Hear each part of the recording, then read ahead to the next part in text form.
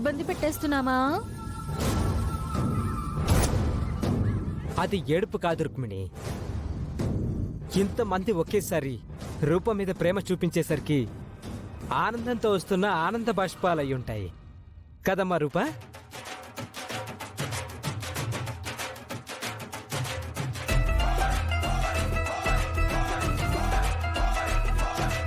తినక్క. ఇంక చాలే రుక్మిణి. అవసరానికి మించి తింటే కడుపులో ఉన్న బిడ్డకి ప్రమాదం కావచ్చు. రుక్మిణి, ఇక చాలేమ్మా, ఇక పెట్టద్దు. ప్రస్తుతానికి వదిలేస్తున్నా. రేపు మళ్ళీ ఇదే ఉంటుంది. ప్రిపేర్ అయ్యండు పారిపోవడానికి.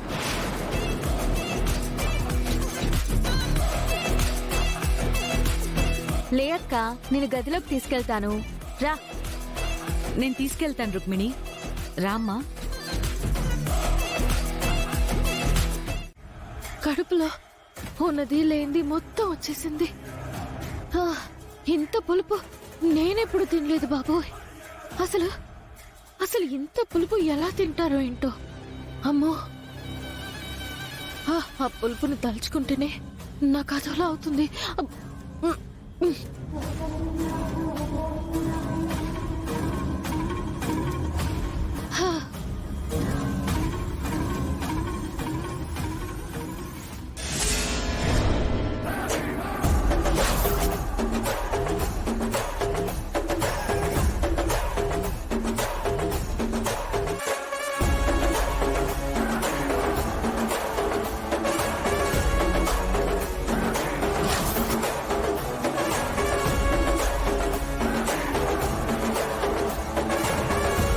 అయ్యో, మొత్తం వినేసారా?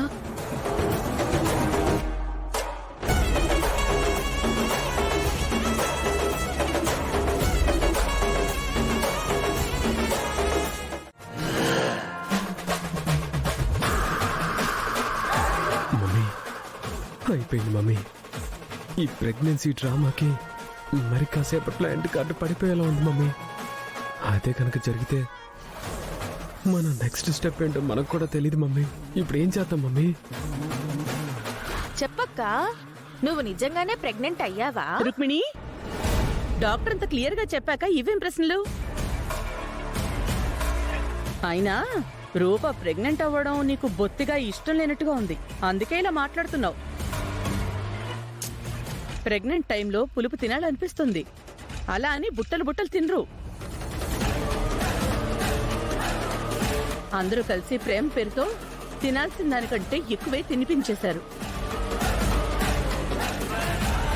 ఎంత ఇష్టమైన తిండైనా మితంగా తింటే బాగుంటుంది. అతిగా తింటే ఇలాగే ఇబ్బందిగా ఉంటుంది.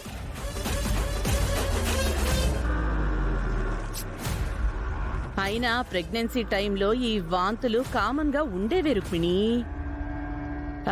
నువ్వింకా ఈ అనుభవాన్ని చూడలేదు కాబట్టి నీకు తెలీదులే.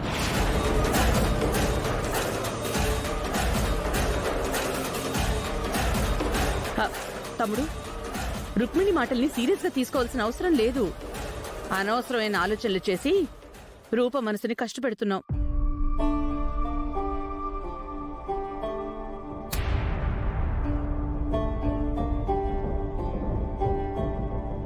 డాక్టర్ ఏం చెప్పారు? రూప ప్రశాంతంగా ఉండాలి, దేని గురించి ఎక్కువ ఆలోచించకూడదని కూడా చెప్పారు. ముఖ్యంగా టెన్షన్ పడకూడదని కూడా చెప్పారు కదా తమ్ముడు. కానీ మనమేం చేస్తున్నాం? అస్తమానం మనం డిస్టర్బ్ చేస్తున్నాం. నాన్న, ఈ టైంలో అవి తినాలనిపిస్తుంది, ఇవి తినాలనిపిస్తుంది అని మీరు నాపైన చూపిస్తున్న ప్రేమని కాదనలేక మీకోసం అవన్నీ తిన్నాను నాన్న. ఇప్పుడు నాకు ఏం తినాలనిపించట్లేదు నాన్న. ఏం తిన్నా వామిటింగ్ అయిపోయేలా అనిపిస్తోంది నాన్న.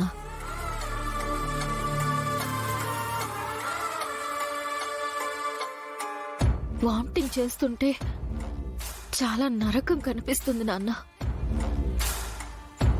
దయచేసి తిండి విషయంలో నన్ను ఫోర్స్ చేయకండి నాన్న. అయ్యో సారీ అమ్మా.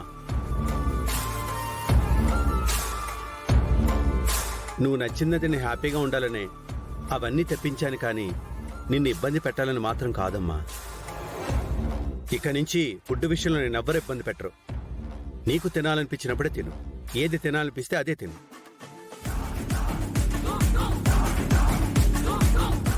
ఈ విషయం తెలిస్తే నాకంటే మీరే ఎక్కువ హ్యాపీగా ఫీల్ అవుతారు అమ్మాయి గారు. అంత హ్యాపీయెస్ట్ మ్యాటర్ ఏంటి రాజు? కోమలిని బయటికి పంపే ఐడియా ఏమైనా వచ్చిందా? కాదమ్మ గారు, రాఘవ కాన్షియస్లోకి వచ్చే సమయం వచ్చింది.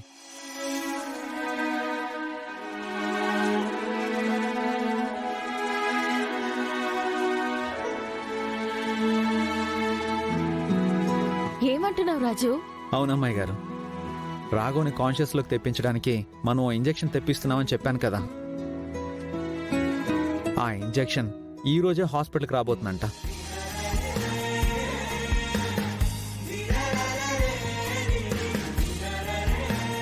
ఆ ఇంజెక్షన్ ఇవ్వగానే రాఘవ కాన్షియస్లోకి వచ్చే అవకాశం ఉంది. సూపర్ రాజు. అయితే ఈ రోజుతో మన ప్రాబ్లమ్స్ అన్నీ సాల్వ్ అయిపోతాయన్నమాట. అమ్మా, ఇంతకాలం నిన్ను కొంచెం కొంచెం అర్థం చేసుకుంటున్నా నాన్న ఈ రోజు నిన్ను పూర్తిగా అర్థం చేసుకుంటారు. అదే గనక జరిగితే నాన్నతో అన్ని విషయాలు డిస్కస్ చేయొచ్చు, అత్తే సంగతి తేల్చొచ్చు. అప్పుడు ఆటోమేటిక్ గా కోమలి చాప్టర్ కూడా క్లోజ్ అయిపోతుంది.